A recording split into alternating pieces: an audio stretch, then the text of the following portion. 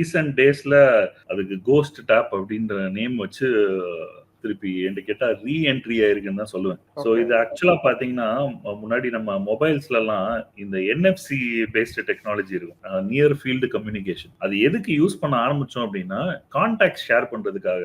Just tape பண்ணா என்னோட contact உங்களுக்கு வர மாதிரி எக்ஸ்சேஞ்ச் பண்ணிக்கலாம். இவென்ச்சுவலா இந்த NFC ரிலேட்டட் ப்ரோட்டோகால்ஸ்ல வந்து ஓப்பன் சோர்ஸ் அப்ளிகேஷன்ஸ் நிறைய வர ஆரம்பிச்சு. அது வந்து ஸ்டாண்டர்டைஸ்ட் ப்ரோட்டோகால் தான். இதுல ஸ்பெசிபிக்கா NFC கேட்னு ஒரு அப்ளிகேஷன் வர ஆரம்பிச்சு. ரொம்ப simple to use open source இதுன்றதுனால அட்டாக்கர்ஸ் என்ன பண்ண ஆரம்பிச்சாங்க, அதை எப்படி எழுதுறாங்க என்ன ஏதுன்னு கொஞ்சம் பார்க்க ஆரம்பிச்சாங்க. மொபைல்ல இருக்க NFC-ய அது எப்படி கம்யூனிகேட் பண்ணுது இந்த NFC கேட்ன்ற ஆப் அப்படின்றத அண்டர்ஸ்டாண்ட் பண்ணிட்ட அப்புறம் 2-3 டைப் ஆஃப் அட்டாக்ஸ் வந்து ரொம்ப பிரபலமா ஆரம்பிச்சிருச்சு. ஒன்னு ரீப்ளே அட்டாக்ஸ், இன்னொன்னு மேனிபுலேஷன் அட்டாக்ஸ், இன்னொன்னு ஃபார்வர்டிங் அட்டாக்ஸ்.